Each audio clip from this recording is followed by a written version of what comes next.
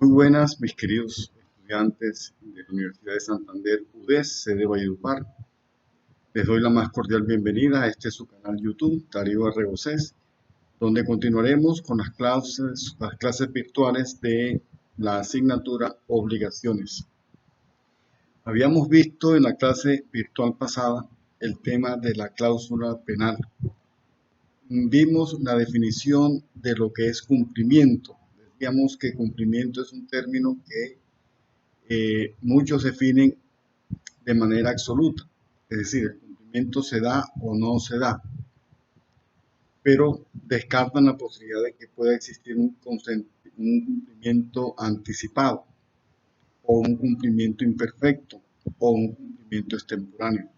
Pues bien, este concepto se ha relativizado y la doctrina le ha dado cabida a otras formas de cumplimiento, como es el incumplimiento imperfecto, extemporáneo o el cumplimiento defectuoso. Ahora bien, en la clase virtual pasada también veíamos lo correspondiente al título 11 del Código Civil colombiano, donde se desarrolla toda la normatividad sobre la cláusula penal. La cláusula penal. Decíamos en aquella oportunidad que la cláusula penal es un accesorio, es algo que se hace para asegurar el cumplimiento de la obligación principal. Sin embargo, es necesario aclarar que si por cualquier motivo la obligación principal llegara a declararse nula, pues invalidará también la cláusula penal. Porque, repito una vez más, la cláusula penal viene siendo accesoria a la obligación principal. Si se cae la obligación principal, se cae también la cláusula penal. Ahora, si la cláusula penal es la declarada inválida, esa invalidez o esa nulidad no afecta para nada la obligación principal. Les decía en la clase virtual pasada que lo accesorio sigue la suerte de lo principal. Y en este caso, lo accesorio es precisamente la cláusula penal. Y veíamos también que la cláusula penal, en caso de ser incumplida, pues el acreedor podrá exigir o bien que se cumpla la obligación principal o bien que se indemnice por el no cumplimiento de esa obligación, pero en manera alguna las dos cosas. Quiero hacer énfasis allí porque en esta clase virtual vamos a ver y a comparar la legislación chilena con la legislación colombiana, amén que también abordaremos el tema de la clasificación de la cláusula penal. Entonces, abordemos también, a efectos de comparar las legislaciones, establecer diferencias y semejanzas, el tema de la cláusula penal con la legislación chilena. Allí encontraremos entonces que la cláusula penal chilena la recoge el nuevo Código Civil chileno en el título 11 que nos dice de las obligaciones con cláusula penal. El artículo 1535 de ese código dice: la cláusula penal es aquella en que una persona, para asegurar el cumplimiento de una obligación, se sujeta a una pena que consiste en dar o hacer algo en caso de no ejecutar o de retardar la obligación principal. Es lo que hemos venido diciendo. Ahora, la obligación principal puede ser de dar, hacer o no hacer. Puede consistir en una obligación de dar, en una obligación de hacer o de no hacer. Ya hemos visto cuando clasificamos las prestaciones, cómo se clasifican las prestaciones y qué es una obligación positiva y qué es una obligación negativa. Recordemos que decíamos en aquel entonces que las obligaciones positivas implican el dar o hacer una actividad positiva, por ejemplo, el pagar un dinero que se tomó en préstamo. Eso es una obligación de dar y es al mismo tiempo una obligación de hacer. Las obligaciones negativas son aquellas que implican un no hacer, una omisión. Por ejemplo, yo me obligo a no construir una casa en determinado lote. eso implica un no hacer. Es una obligación de no hacer, pero es una obligación negativa. El artículo 1536, por lo demás, el alcance de la obligación de la cláusula penal es el mismo que le da el Código colombiano. Lo tiene también como algo accesorio a la obligación principal y cuya finalidad es asegurar el cumplimiento de esa obligación principal. El artículo 1536 del Código Civil chileno nos dice: la nulidad de la obligación principal acarrea la de la cláusula penal. Lo veníamos diciendo, lo accesorio sigue la suerte de lo principal. Eso también lo contempla en iguales términos el Código Civil colombiano. El artículo 1537. Antes de constituirse el deudor en mora, no puede el acreedor demandar a su arbitrio la obligación principal o la pena, sino solo la obligación principal. Continúa diciendo: ni constituido el deudor en mora, puede el acreedor pedir a un tiempo el cumplimiento de la obligación principal y la pena, sino cualquiera de las dos cosas a su arbitrio, a menos que aparezca haberse estipulado la pena por el simple retardo, o a menos que se haya estipulado que por el pago de la pena no se entiende extinguida la obligación principal. Importante esta norma porque aquí se le da al acreedor la posibilidad de que elija entre el cumplimiento de la obligación principal o el pago de la pena, pero en manera alguna se podrá solicitar las dos cosas. Tiene que optar por uno, o bien por el cumplimiento de la obligación principal o la pena. De ninguna manera podrá solicitar del deudor las dos cosas. El artículo 1538 del Código Civil chileno nos dice: háyase o no estipulado un término dentro del cual debe cumplirse la obligación principal, el deudor no incurre en la pena sino cuando se ha constituido en mora, si la obligación es positiva. Lo acabamos de ver. Si la obligación es negativa, se incurre en la pena desde que se ejecuta el hecho de que el deudor sea obligado a abstenerse. Bueno, eso está más que claro. Ahí tenemos el término en el cual debe cumplirse la obligación, cuando es positiva y cuando es negativa. El artículo 1540 nos está diciendo lo siguiente: cuando la obligación principal contraída con cláusula penal es de cosa divisible, la pena, del mismo modo que la obligación principal, se divide entre los herederos del deudor a prorrata de sus cuotas hereditarias. El heredero que contraviene a la obligación incurre en aquella parte de la pena que corresponde a su cuota hereditaria, y el acreedor no tendrá acción alguna contra los coherederos que no han contravenido la obligación, exceptúase el caso en que, habiéndose puesto la cláusula penal con intención expresa de que no pudiera ejecutarse parcialmente el pago, uno de los herederos ha impedido el pago total. Podrá entonces exigirse de este heredero toda la pena, a cada uno su respectiva cuota, quedándole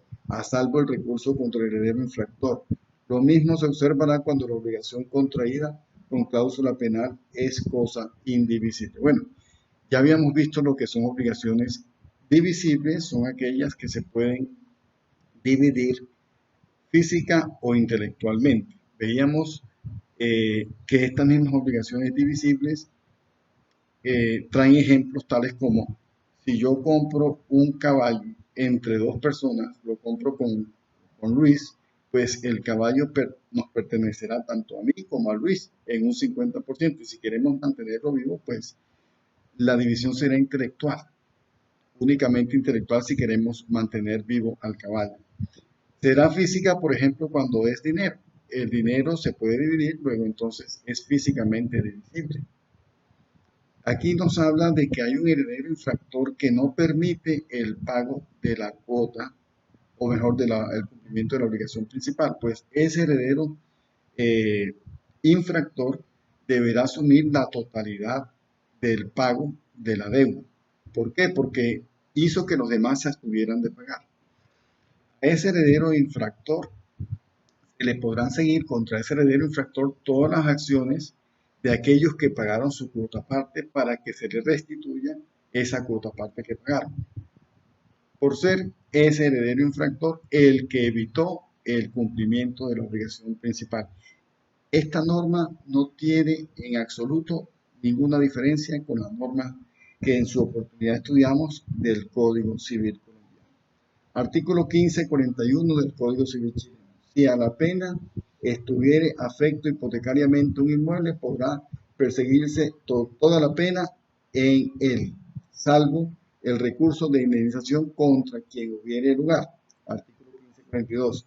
Habrá lugar a exigir la pena en todos los casos en que se hubiera estipulado, sin que pueda alegarse por el deudor que la inejecución de lo pactado no ha inferido perjuicio al acreedor o le ha producido beneficio. Decíamos, y esto también guarda completa similitud con la normatividad jurídica colombiana. Dice, cuando el deudor incumple con la obligación principal, no le es dado demostrar que el acreedor no ha sufrido ni perjuicio ni beneficio. Basta con que se dé el incumplimiento para que se pueda hacer efectiva o bien la obligación principal o bien la pena, la cláusula penal. Basta con ese incumplimiento. Eso solo demuestra que hubo incumplimiento para que el acreedor puede escoger entre esas dos opciones, o bien que se cumpla la obligación principal o bien que se cumpla con lo pactado como cláusula penal. Y seguimos. Artículo 1543. No podrá pedirse a la vez pena y la indemnización de perjuicios a menos de haberse estipulado así expresamente, pero siempre estará al arbitrio del acreedor pedir la indemnización o la pena. Eso es reiterativo. No se puede pedir que se cumpla la obligación principal y que al mismo tiempo se pague la pena. Se tendrá que optar por una o por otra. Eso ya lo hemos visto. El artículo 1544 dice del Código Civil chileno, cuando por el pacto principal una de las partes se obligó a pagar una cantidad determinada como equivalente a lo que por la otra parte debe prestarse, y la pena consiste asimismo en el pago de una cantidad determinada, podrá pedirse que se rebaje de la segunda todo lo que exceda al duplo de la primera, incluyéndose esta en él. La disposición anterior no se aplica al mutuo ni a la obligación de valor inapreciable o indeterminado. En el primero se podrá rebajar la pena en lo que excede al máximo del interés que es permitido estipular. En la segunda se deja a la prudencia del juez moderarla cuando, atendidas las circunstancias, pareciere enorme. Bueno, este artículo, que tampoco difiere con la normatividad nacional, nos está diciendo que hay que evitar a toda costa las penas o las cláusulas penales enormes o abusivas. Ahí establece un límite para que no se den esas lesiones penales abusivas, que aquí se llaman lesiones penales enormes. Y establece como límite que no exceda el duplo del máximo que se establece como pena. Esa es una forma de evitar que se cometan abusos.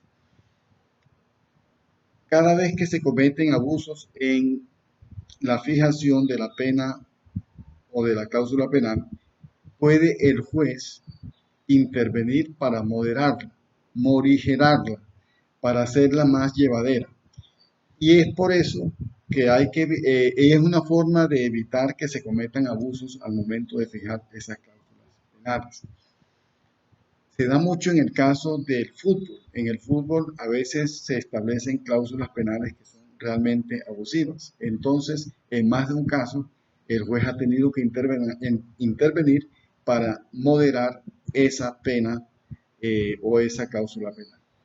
Importante citar ese ejemplo porque ya se ha dado en varias ocasiones. Bien, el otro tema pendiente, porque decíamos que estamos en la cláusula penal primera parte, para la segunda parte quedó pendiente el tema de la clasificación de la cláusula penal. La cláusula penal se clasifica en cláusula penal compensatoria y cláusula penal remunerativa. Cláusula penal moratoria es aquella, digamos, la cláusula penal moratoria tiene como finalidad indemnizar a la parte afectada por la mora en el cumplimiento de la obligación derivadas del contrato.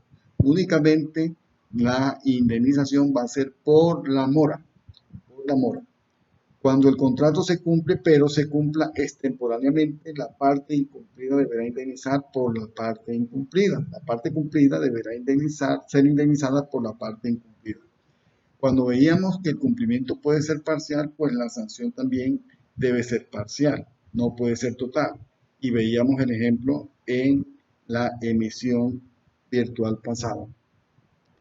Ahora hablemos de la cláusula penal compensatoria. La cláusula penal compensatoria tiene como finalidad compensar los perjuicios derivados del incumplimiento del contrato que vienen a cumplir la función de indemnización.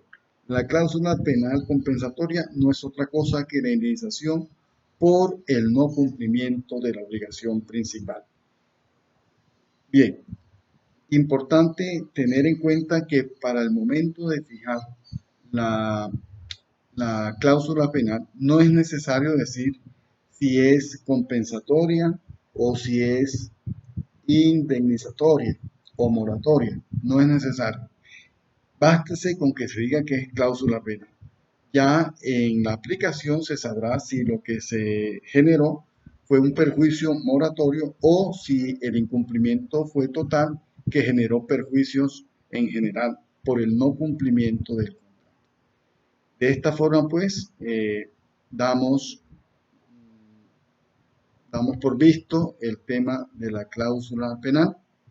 Espero pues haya sido suficientemente explícito. La conclusión es que el Código Civil chileno va de la mano con el Código Civil colombiano en lo que tiene que ver con la cláusula penal. Prácticamente es una réplica de nuestra normatividad. Es una réplica de nuestra normatividad. Les he dejado de tarea un ensayo de máximo 10 páginas y de mínimo 8 páginas sobre un tema que también es interesante y tiene que ver con la cláusula penal, y es si la cláusula penal presta o no mérito ejecutivo en caso de incumplimiento. Sobre este tema, pues hay dos vertientes, una que dice no cabe proceso ejecutivo por incumplimiento de la cláusula penal y otra corriente que dice sí cabe en algunos casos la ejecución por el incumplimiento de la cláusula penal. Si presta mérito ejecutivo, luego cabe un proceso ejecutivo para hacer cumplir la cláusula penal. Quiero entonces que ustedes hagan su mejor esfuerzo en la realización de ese ensayo, que lo evaluaré como el 50% de la nota que corresponde al segundo corte. Acordémonos que ya tenemos un 50%, pues ese iría por el otro 50% de la nota correspondiente al segundo corte. Los animo pues a que hagan su mejor esfuerzo y estaré pendiente de recibir sus ensayos en la oportunidad que quedó establecida. Les deseo entonces que se queden en casa, que no salgan y si salen pues se protejan, porque estamos evitando de esta forma la propagación del virus, del coronavirus. Dios los bendiga y les deseo que la pasen bien.